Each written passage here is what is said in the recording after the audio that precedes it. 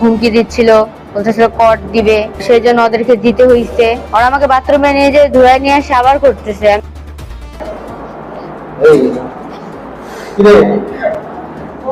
বিশেষ দিন হিসেবে ঘুরতে যাওয়ার কথা বলে প্রথমে ডেকে আনা হলো বান্ধবীকে, এরপর সেখানে ডাকা হয় আরো 2 তরুণকে। কিশোরী হয়তো ভেবেছিল বেস্ট ফ্রেন্ডের কাছে সে পুরোপুরি নিরাপদ, কিন্তু হঠাৎ করে যেন বদলে গেল সবকিছু।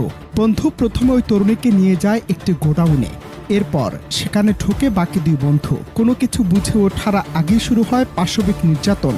একবার দুবার নয়, 3 বন্ধু মিলে টানা 3 ঘন্টা ধরে ওই তরুণীকে করে গণধর্ষণ। এক পর্যায়ে সরে যেতে চাইলে ওই কিশোরীকে গোসল করিয়ে আবারও নাকি করা হয় নির্যাতন। শুনতে অবাক লাগলেও মর্মান্তিক এমন ঘটনায় রীতিমতো তোলপাড় চলছে জেলা জুড়ে। তামিম হচ্ছে আমার ফ্রেন্ড হয়, তামিমের সাথে গেছিলাম। ও আমাকে এমনি ঘোরার নাম করে নিয়ে গেছে, যে বলছিল যে ঘুরতে যাব চল, তো আমিও গেছি। তো পরে ওই আমাকে ওইখানে নিয়ে গেছে, মানে আমাকে ধর্ষণ করা হয়েছে। ওরা 3 জন মিলে আমাকে মানে জোর জবরদস্তি করে ধর্ষণ করছে।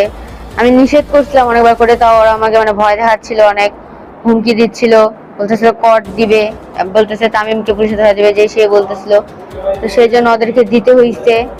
আবার ফের মানে আমি যে অসুস্থ হয়ে পড়ছি ওরা ওটা দেখেই না, ওরা আমাকে জোর করে মানে করতেছে। আমি যে কতবার করে নিষেধ করলাম, ওরা আমাকে বাথরুমে নিয়ে যে ধুয়ে নিয়ে আসে আবার করতেছে। আমি মানে এটা হচ্ছে আমার উপরে মনে করেন যে 12টা থেকে 3টা পর্যন্ত চলছেই। তারপরে পুলিশ এসে উদ্ধার করছে, নাহলে তো আমি কালকেই ওখানেই মরতাম। এটা হচ্ছে রাত 11টার ঘটনা। না, আমি বিকালে বের হয়েছি, বিকালে বের হয়ে আমি মুন্সিহাট ওদিক গেছিলাম, তারপর ওর সাথে দেখা করছি।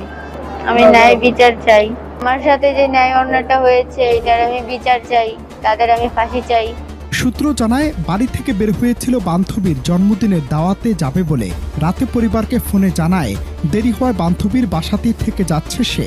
অথচ নিহতের কি নিষ্ঠুর পরিহাস। সপ্তাহখানেক আগে পরিচয় হওয়া তামিম নামের এক তরুণ তাকে ঘুরতে নিয়ে যাওয়ার লোভ দেখিয়ে সোজা নিয়ে যায় ঠাকুরগাঁও সদর উপজেলার কালীতলা বাজারের একটি অন্ধকার গোডাউনে। সেখানে আগে থেকে ওত পেতেছিল তামিমের আরো 2 বন্ধু। এরপর কোনো কিছু বুঝে ওঠার আগে 3 নরপশু মিলে টানা 3 ঘন্টা ধরে ওই অবুঝ কিশোরীর উপর চালায় মধ্যযুগীয় বর্বরতা।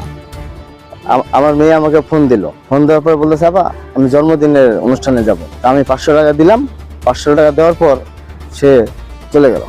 এবার 9টার দিকে আমার সঙ্গে বাসায় যাওয়ার কথা। ফোন দিলাম, 9টার দিকে সে বাসায় যাবে না, সে বান্ধবীর বাসায় থাকবে। এই পর্যন্ত কথাবার্তা শেষ। তারপর তো পুলিশ আমাকে ফোন দিয়ে বলে 4টার দিকে তোমার মেয়ে ধর্ষিত হয়েছে, আসামি সহ গ্রেপ্তার। আমি বিচার চাই।